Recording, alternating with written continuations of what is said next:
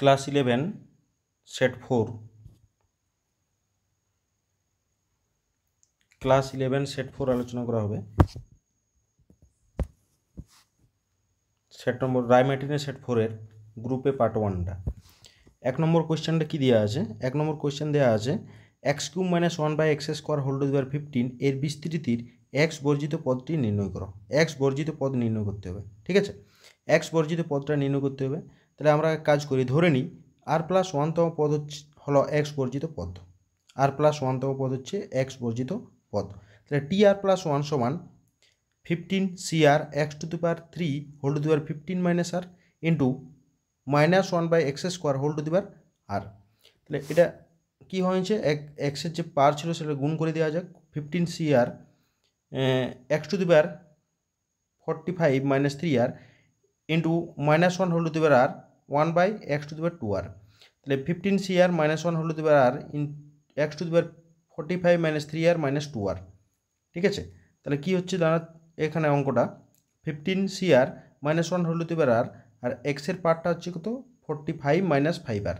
তাহলে আমাদের প্রশ্নটাতে কী দেওয়া ছিল না, এক্স বর্জিত পদ, অর্থাৎ এক্সের পাওয়ারটা 0, অর্থাৎ এখানে কোনো এক্স বলে থাকবে না, এক্স টার্ম থাকবে না, এক্সের পাওয়ার 0 হবে। তাহলে এক্সের পাওয়ার 0 করার জন্য আমাদের কি দরকার? এখানে ফর্মুলাটা করা হয়েছে, কি হচ্ছে x² 55 - 5r equal to x² 0। তাহলে x² 0 যদি, তাহলে পাওয়ার সমান করে দেওয়া হয়েছে। তাহলে 45 - 5r সমান 0, তাহলে -5r সমান -45, তাহলে r সমান হচ্ছে 9। তাহলে x বর্জিত পদটি কত হচ্ছে? x বর্জিত পদ পাওয়া গেল, আর এর জায়গায় 9 বসাবো। কোথায়? কোন ইকুয়েশনে? এইখানে আর এর জায়গায় 5 বসানো হবে, ঠিক আছে? এই জায়গায় আর এর জায়গায় 5 বসানো হবে। তাহলে 5 যদি বসানো হয়, তার 5 বলছি 9 বসানো হবে। তাহলে 9 বসানো হয়েছে, তাহলে কত হয় না 15c9 -1 হোল টু দি পাওয়ার 9, মাইনাসের পার্টটা যদি 9 হয়ে যায় তাহলে সেটা মাইনাসে থাকে, অর্থাৎ এই যে 15c9 এটাকে যদি ভেঙে দেওয়া হয় তাহলে 15 factorial divided by 9 factorial into 6 factorial, এটা যদি ক্যান্সেল করে দেওয়া হয় তাহলে হয় -5005, ঠিক আছে? এইটাই হয়ে গেল অ্যান্সার, এটাই হয়ে যাবে অ্যান্সার, ঠিক আছে? এর পরের অঙ্ক আছে, এর পরের অঙ্ক অথবাটা কি দিয়ে আছে? অথবাটা দিয়ে আছে অথবা 3 + 2x হোল টু দি পাওয়ার 19 এর বিস্তৃতিতে r তম পদ এবং r+1তম পদ দ্বয়ের সহগ দ্বয় পরস্পর সমান হলে r এর মান নির্ণয় করো, r এর মান, ঠিক আছে? তাহলে 3 + 2x হোল টু দি পাওয়ার 19 এর বিস্তৃতিতে r তম পদের সহগ হচ্ছে কত? 19cr - 1 3 two the power 19 - r - 1 r+1 into 2 two the power r - 1, ঠিক আছে? এটা হচ্ছে r তম পদের সহগটা, ঠিক আছে? আর একটা হচ্ছে r+1তম পদের সহগ, এটা একই রকমভাবে করা হয়েছে। এই দুটি সমান বলা আছে, তাহলে এই দুটিকে সমান করেছি। তাহলে সমান করার পরে আমাদের কি করছি, এই সাইডে যেটা আছে সেটা আছেই, এই ডান সাইডে সিগুলোকে ডান দিকে নিয়ে গেছি, তাহলে বাই আকারে চলে গেল। এরপরে কি করেছি না, এখানে সূচক কাজে লাগানো হয়েছে, আর এটার ফর্মুলা একটা ছিল, এটার ফর্মুলাটা আমরা করি যে NCR ডিভাইড বাই NCR - 1, এটার ফর্মুলা হয় n মাইনাসের নিচে যেটা থাকে, অর্থাৎ r-1 ডিভাইড বাই উপরের যেটা ছিল r। এখানে এই ফর্মুলাটার থেকে এই যে এই ফর্মুলাটা করা হয়েছে, ঠিক আছে? এই ফর্মুলাটা করা হয়েছে 9 মাইনাস এই নিচেরটা মাইনাস করলে -r, এটা মাইনাসটা +1 ডিভাইড বাই r করা হয়েছে, ঠিক আছে? তাহলে 3 পাওয়ারটা হচ্ছে 1, 3 পাওয়ার 1 আর ইন্টু 2 টু দি পাওয়ার -1 সমান 20 - r বাই r। তাহলে আর গুণ করলে আমাদের 3r ইকুয়াল টু 40 - 2r, তাহলে 5, এটা যদি এদিকে নিয়ে আসা হয় তাহলে 5 হয়ে যায়। তাহলে হচ্ছে 5r সমান হচ্ছে 40, r সমান 8, এটা হচ্ছে অ্যান্সার, r সমান 8 হয়ে গেল অ্যান্সার। এর পরের অঙ্কটি আছে,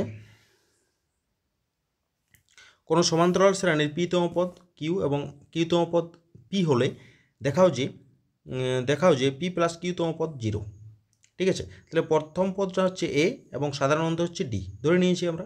তাহলে p-তম পদ সমান q, তাহলে p-তম পদ আমাদের ফর্মুলা অনুযায়ী আমাদের কি বলে, r-তম পদ হচ্ছে কি tr সমান প্রাথমিক পদ প্লাস n -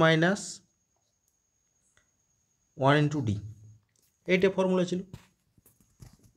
তেমনি এখানেও করা হয়েছে কততম পদ না পিতম পদ সমান সমান কত হচ্ছে না পিতম পদ হয়ে যাচ্ছে আমাদের পিতম পদ হচ্ছে পিতম পদ হয়ে এখানে a plus P minus one into D equal to Q এক নম্বর, আর কিউতম পদ হচ্ছে a plus Q minus one into D সমান পি।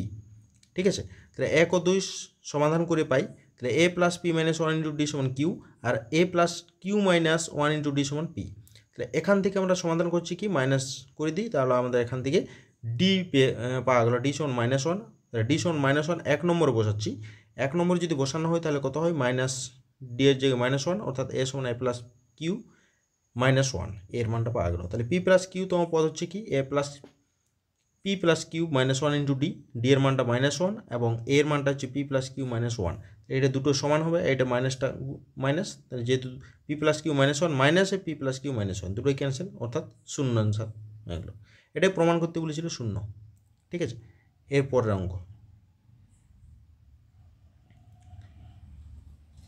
এরপরে বলা আছে 2 দাগের অঙ্কটি, দেখাও যে a1x plus b1y plus c1 equal to 0 ও a2x plus b2y plus c2 equal to 0 সরাখাদ্বয়ে ছেদবিন্দুগামী এবং আলফা কমা বিটা বিন্দুগামী সরাকার সমীকরণ a1x plus b1y plus c1 divided by a1 alpha plus b1 beta plus c1 equal to a2x plus b2y plus c2 divided by a2 alpha plus b2 beta plus c2।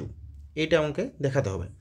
তাহলে যে সরাকাটা দেওয়া আছে সেই দুটি সরাকার ছেদবিন্দুগামী কোনো সরাকার সমীকরণটা কি হয় না হচ্ছে প্রথম সরাকা প্লাস কে ইন্টু দ্বিতীয় সরাকা ইকুয়াল টু 0 করতে হয়।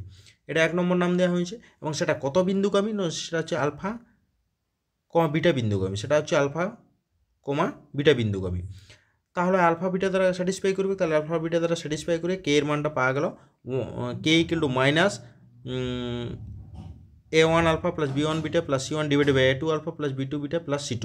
ঠিক আছে, এখন কে এর মান মাইনাস ওয়ান, কে এর মান এক নম্বরে বসানো হয়েছে, কে এর মানটা এখানে এক নম্বর যেটা আছে সেই এক নম্বরে বসানো হচ্ছে, কে এর মানটা এক নম্বরে যদি বসানো হয় তাহলে কি হয় a1x plus b1y plus c1 equal মাইনাসে, এটা মাইনাসে হবে, কে এর মানটা বসানো হয়েছে আর এটা হচ্ছে কি এটা ডান দিকে প্লাস হবে আর উপরে একটা নিচ চলে এলো, অর্থাৎ a1x plus b1y plus c1 divided by a1 alpha plus b1 beta plus c1 equal to a2x plus b2y plus c2 divided by a2 alpha plus b2 beta plus c2।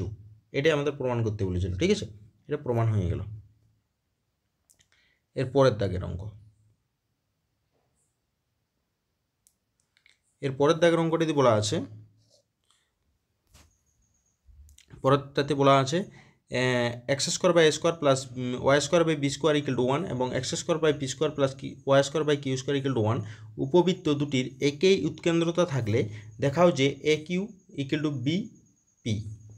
একই উৎকেন্দ্রতা যদি থাকে তাহলে প্রথম যে উপবৃত্তটা আছে x square by square plus y square by b square equal to 1 উপবৃত্তের উৎকেন্দ্রতা কত হয় root over of equal to root over of 1 minus b square by square, আর x square by p square plus y square by q square উপবৃত্তির উৎকেন্দ্রতা root over 1 minus q square by p square. এই দুটি সমান করা হয়েছে, রুটগুলো cancel হয়ে গেল, 1 minus b square by square equal to 1 minus q square by p square, 1 cancel, তাহলে b square by square equal to q square by p square, এখান থেকে স্কোয়ার টার্মটাও ক্যান্সেল, তাহলে b by a equal to q by p, তাহলে a q equal to BP.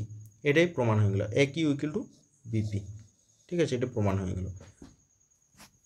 এরপরের অঙ্কটি আছে অথবা দেওয়া আছে, এটা কি দেওয়া আছে যে বৃত্ত মূল বিন্দু থেকে ধনাত্মক দিকে 4 একক দূরত্বে x অক্ষ এবং y অক্ষকে স্পর্শ করে 4 একক দূরত্বে তার সমীকরণ নির্ণয় করো। তাহলে এই যে আমাদের 4 একক দূরত্বে ছেদ করছে, দুটাকে স্পর্শ করছে, তাহলে কেন্দ্রটা হচ্ছে 4,4 হবে, তাহলে কেন্দ্রটি স্থানাঙ্ক হয়েছে 4,4, তাহলে বৃত্তের সমীকরণ কি 4,4 যদি বৃত্তর হয় সেক্ষেত্রে আলফা কমা বিটা মানে এমনিতে মূল বিন্দুগামী x square plus y square equal to square হয়, এটা হচ্ছে ব্যাসার্ধ, আর যখনই এটা হচ্ছে মূল বিন্দুগামী বৃত্তটা যখনই আলফা কমা বিটা বিন্দুগামী হয়ে যাবে তখন তার সমীকরণটা হয় এক্স মাইনাস আলফা তার whole square plus y minus beta তার হোল স্কোয়ার ইকুয়াল টু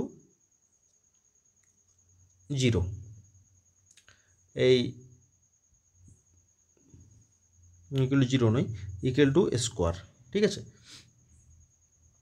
এখানে আমাদের যেহেতু আলফা কমা বিটা বিন্দুগামী আছে তাহলে কত হবে আলফা কমা বিটা বিন্দুগামী, তাহলে পাওয়া গেল বৃত্তটা আলফার জায়গায় বসে যাবে এক্স মাইনাস 4 তার whole square plus y minus 4 তার whole square equal to 4 square, মানে এটি ব্যাসার্ধটা এদের 4ই হবে সবসময়, তাহলে 4 স্কোয়ার, তাহলে এক্স স্কোয়ার মাইনাস 8x, এটা যোগের ফর্মুলা, মানে এ মাইনাস বি তার হোল স্কোয়ার আর এ মাইনাস বি তার হোল স্কোয়ারের ফর্মুলা কাজে লাগানো হয়েছে। তাহলে x square plus y square minus 8x minus 8y plus 16 এগুলো 0, এটা হচ্ছে বৃত্তটার সমীকরণ। এর পরের অঙ্ক 3-এর দাগের অঙ্কগুলো। 3-এর দাগের অঙ্কগুলো কী বলা আছে না, সম্ভাবনা থেকে দেওয়া আছে একটি ঝোঁকশূন্য মুদ্রাকে পরপর 3বার টস করা হলো, অন্তত একবার টেল পড়ার সম্ভাবনা নির্ণয় করো।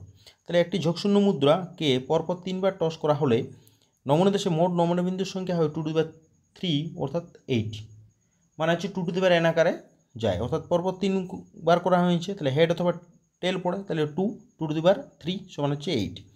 নমুনা দেশটা এখানে যদি বের করা হয় তাহলে হচ্ছে 8টা পাওয়া যাবে, 1 2 3 4 5 6 7 8, 8টা পাওয়া গেল, তাহলে এইটা পাওয়া গেল। অন্তত একবার টেল পড়ার সম্ভাবনা, মোট নমুনা বিন্দুর সংখ্যা হচ্ছে 8, অন্তত একবার, মানে ম্যাক্সিমাম 3বারেই পড়তে পারে, তার সংখ্যাগুলো পাওয়া গেল অন্তত একবার টেল। এখানে একটা আছে, এখানে একটা আছে, এখানে একটা আছে, 3টা হলো, এখানে 2টো আছে, 2টো পড়তে পারে, 2টো আছে, 2টো আছে, অর্থাৎ 1 2 3 4 5 6 আর ম্যাক্সিমাম 3টে উঠতে পারে, ঠিক আছে।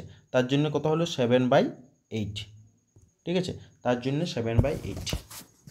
অন্তত বলা থাকলে মানে অন্তত একবার উঠবেই, তার সঙ্গে সঙ্গে তার বেশিও উঠতে পারে, ঠিক আছে, তার জন্য তার বেশি সংখ্যক পর্যন্ত নিয়ে যাওয়া গেল।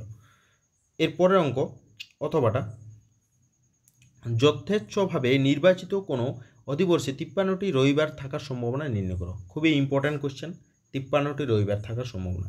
তাহলে অধিবর্ষে পুরো 52টি সপ্তাহের পর আসে, মানে টোটাল 52টা সপ্তাহ আসে, তারপরে আবার 2টি দিন এক্সট্রা থাকে, ঠিক আছে, 2টি দিন বেশি থাকে। তাহলে সেই দুটি দিন কি কি হবে, সেই 2টি দিন সমমঙ্গল হতে পারে, মঙ্গল বুধ হতে পারে, এইভাবে সাজাবো আমরা। এরকম একজোড়া দিনের সেট সোম ও মঙ্গল, মঙ্গল ও বুধ, বুধ ও বৃহস্পতি, বৃহস্পতি ও শুক্র, শুক্র ও শনি, শনি ও রবি, রবি ও সোম, এগুলো 7টা, টোটাল 7টা হবে সেট, ঠিক আছে, 2টি করে নিয়ে। তাহলে 53টি রবিবার থাকার সম্ভাবনা এখানে ক্লিয়ার হয়ে গেল। আমাদের এইখানে কতগুলো আছে না, আমাদের একটা আছে, 2টো আছে, 3টে আছে, 4টা 5টা 6টা 7টা, টোটাল 7টা, তাহলে টোটাল হচ্ছে 7।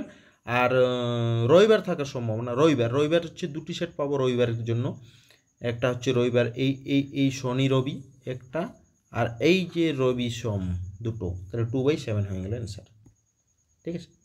এরপরের অঙ্ক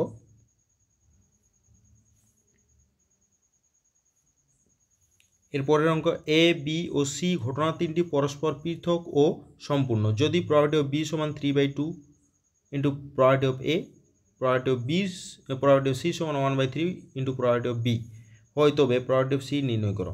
তাহলে প্রবাবিলিটি অফ বি সমান 3/2 ইন্টু প্রবাবিলিটি অফ এ, তাহলে প্রবাবিলিটি অফ এ সমান 3/2 ইন্টু প্রবাবিলিটি অফ বি, ঠিক আছে, এবং প্রবাবিলিটি অফ সি সমান 1/3 প্রবাবিলিটি অফ বি, তাহলে প্রবাবিলিটি অফ বি সমান 3 ইন্টু প্রবাবিলিটি অফ সি।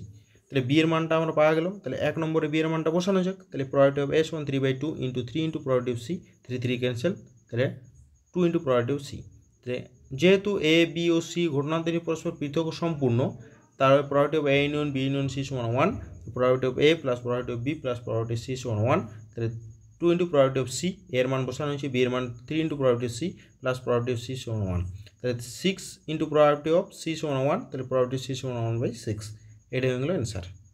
এইগুলো আমাদের 4 নম্বর সেট, ক্রাইম্যাটিন 4 নম্বর সেটের পার্ট 1 অর্থাৎ গ্রুপ এ থেকে যতগুলো কোশ্চেন ছিল তা সলভ করা হলো। এরপরে আমরা পরের যে পার্ট 2টা সেটা নিয়ে আসবো পরের ভিডিওতে।